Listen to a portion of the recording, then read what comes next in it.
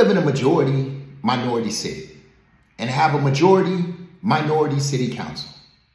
Yet City Councilor Brian Santaniello has the audacity to put forth legislation that ultimately is going to lock people up for a mandatory minimum of 2 years in jail if they're found in possession of a controlled substance. In the way in which he's shaping this law, you can be found anywhere in the city of Springfield. And so long as you're caught within 500 feet of a playground, within 500 feet of a park, within 500 feet of a school, you can be at risk for receiving a mandatory minimum sentence of 2 years in jail. Now, we know this didn't work back in the height of the crack epidemic in the 80s and the early 90s. We know our jails were bursting at the seams, and ultimately taxpayers were on the hook for funding these jails. We also know that these individuals that were being locked up needed treatment as opposed to incarceration.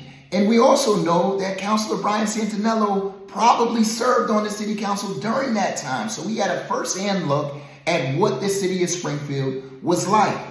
He also knew and knows that this is not an effective means for cleaning our playgrounds, which I'm assuming that is what he's presenting to folks as what he's trying to do. So at the end of the day, we as the residents here in the city of Springfield need to be extremely conscientious when we go to the polls on November 4th. And anybody that can put forth this legislation or vote for this particular legislation is not doing anything but an injustice to the residents of Springfield, and primarily those that look like you and I. So I can assure you that when I go to the polls on November 4th, Brian Santaniello will not be the answer. And yes, the mayor co-signed it.